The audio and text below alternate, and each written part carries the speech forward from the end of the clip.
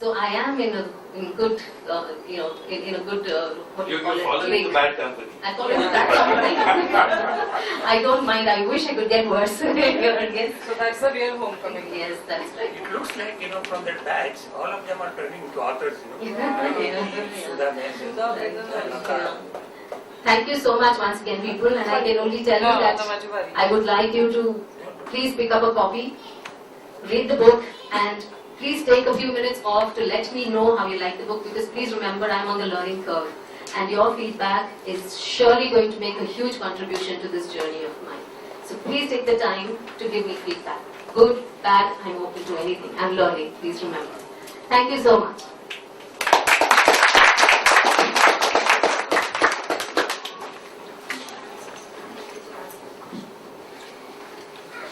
If you have any questions for the author, just ask her.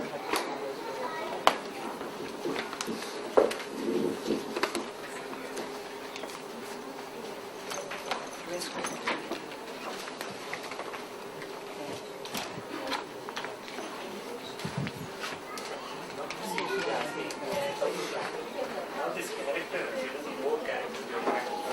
I don't want to assume that Harvey based on real life. Harry wanted to know if the 4 characters in my book are based on real life experiences. They are life. They are life. They are aspects and dimensions of all of us. So my protagonist, Anjali, could be you, could be me, it could be anybody. Although it's a woman in that form, but I think even men could relate with this character, because it's all about mind games. The book is all about mind games. The characters are all products of mind games. And so I think all of us play mind games sometime or the other. Sometimes constantly we are playing mind games, so much so that we are cut off from the real ourselves. So this book is a revelation in that aspect.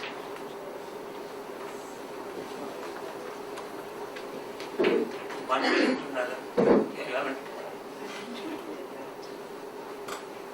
So just a curiosity, were you, as Harry mentioned, were you a sort of Raymond Chandler fan of all this genre which has been, mystery and suspense, detective work?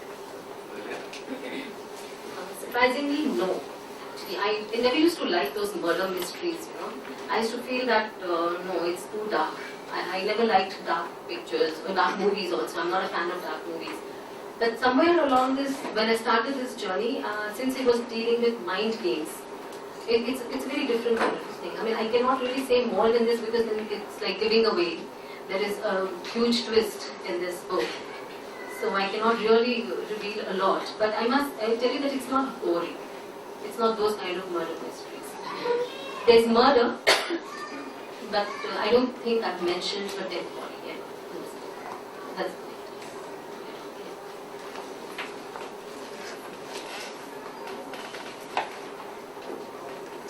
Any other questions, please? Yes. How did you decide on the title Incognito? Okay, that's a very interesting journey. I had a couple of options in my mind, and my family is my first critic, my husband and my son. I have a 17-year-old son. They both read the first, draft, and by then I had already decided to call it Incognito, and I put it through them, and they were all for it. Then a few other readers who were introduced to the plot, they felt that Incognito may not be understood by everybody. So I said fine, so I gave my editor, I had a very, very seasoned editor to edit my book, a very senior editor at Times of India.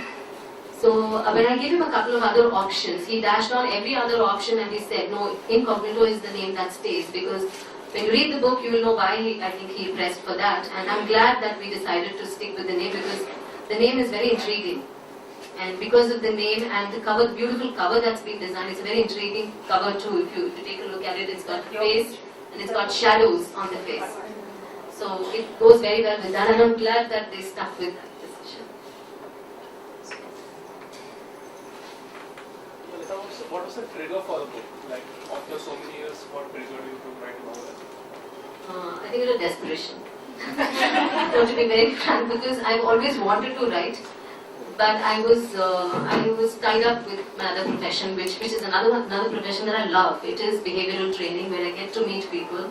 And since I've specialized in emotional intelligence and NLP, I do a lot of work in that area.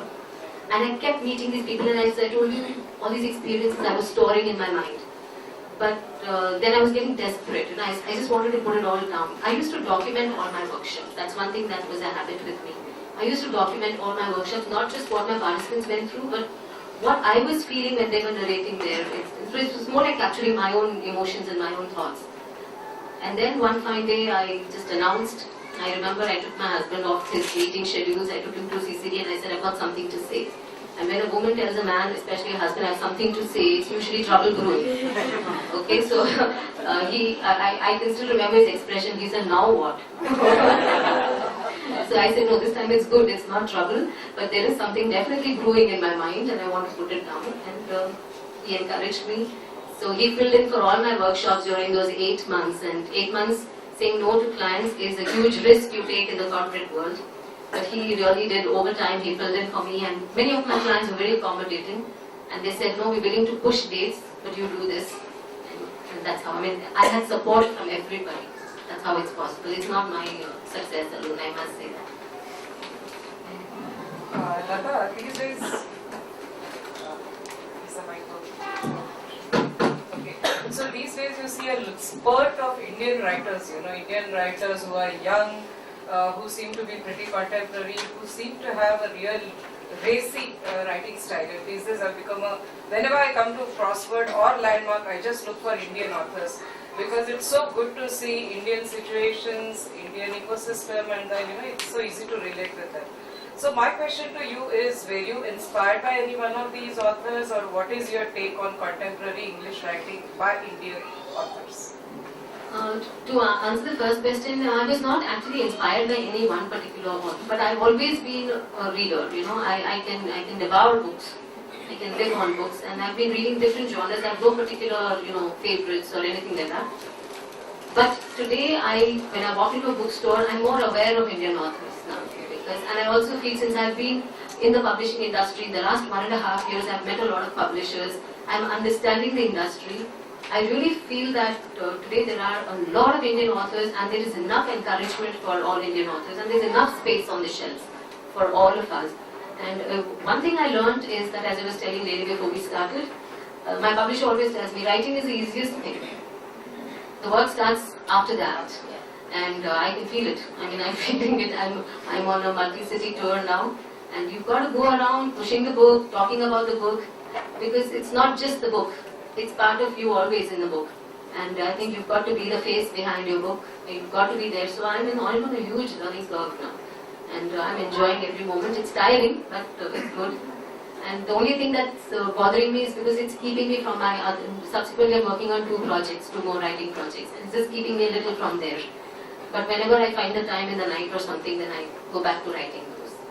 My second book, which I hope to get published in December, is a compilation of short stories of women whom I've actually met in my workshops, with a lot of permissions from them, and they are true survivors, and they've not made it big in terms of the corporate kind of success. They are ordinary women like you and me, but the way they've really overcome their emotional upheavals, and they've come, that's the kind of story that I'm working on now. It's a compilation. This is not a question. This is just a remembrance of few years earlier. Yes. I used to read your reports. I used to get the free copy of your Maharashtra Road. Yes. So I used to read your reports. And that time I used to always tell Sushma, she's a wonderful writer. Wow. One day she will do well. Thank you so much. I am witness for all those Yes. days. Thank you so much, Viral. Thanks a lot for your faith in me. Thank you so much.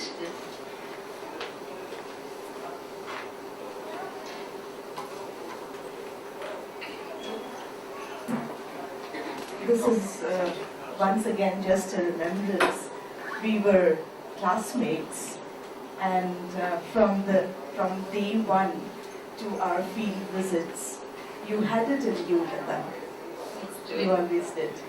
Thank you so much.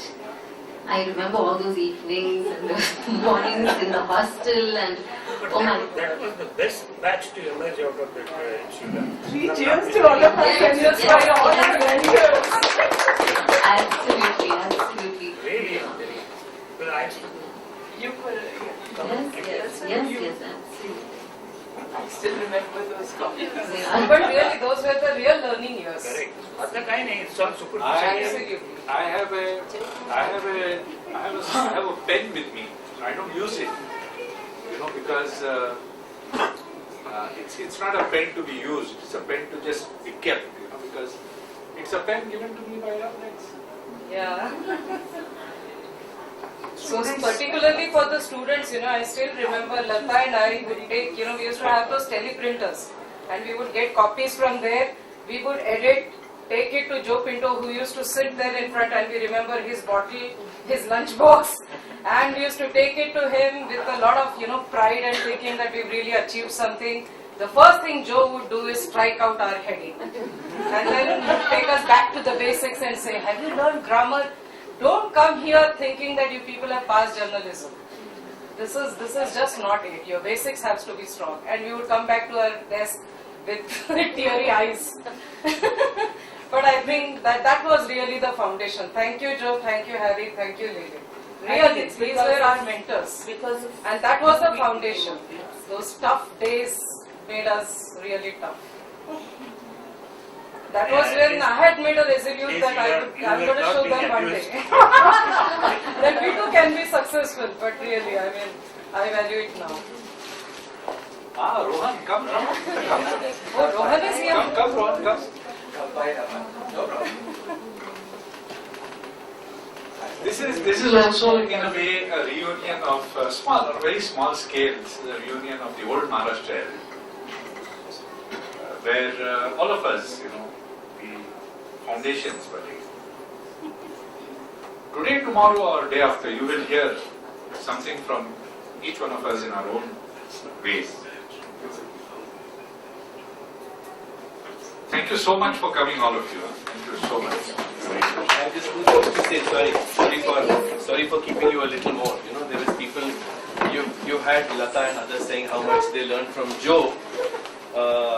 Joe, as you must have guessed, for even those who don't know you, he's a man you don't want to study under. You're going to have to do it 10 times. So I remember a kissa, another friend of ours called Roger. Roger is a man with long grey hair, and he's a lovely musician. Now when he joined the Maharashtra Herald, he was a musician, which he continues to be. So I remember a time when Roger was learning, he was on the editorial desk and Joe was his senior, and he had done editing some copy. And remember, Roger was a jazz player. So Joe came up to him, took this copy and says, Roger, there are rules about journalism. This is not jazz.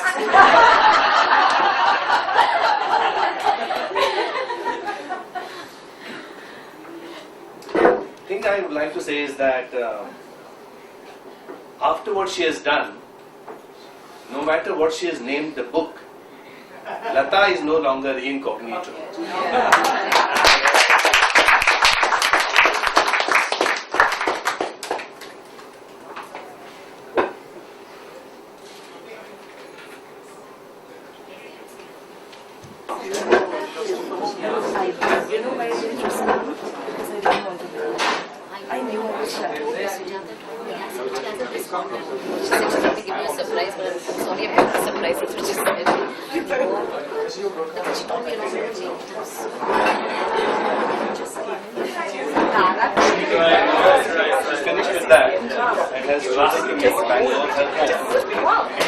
Part of the reason being insurance thing arrangement.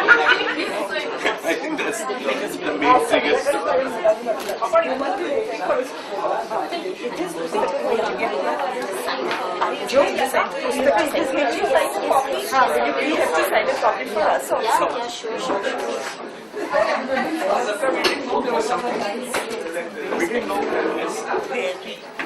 Okay, how did that happen? No, I didn't ask the people to rate things. How do you do? It's T without an H, right? No, no H.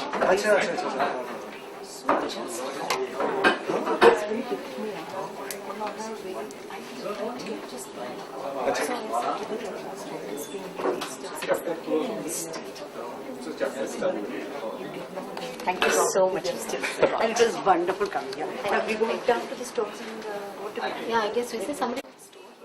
Yeah, the store. I just told her that she's not coming. I suppose if you give her the cash.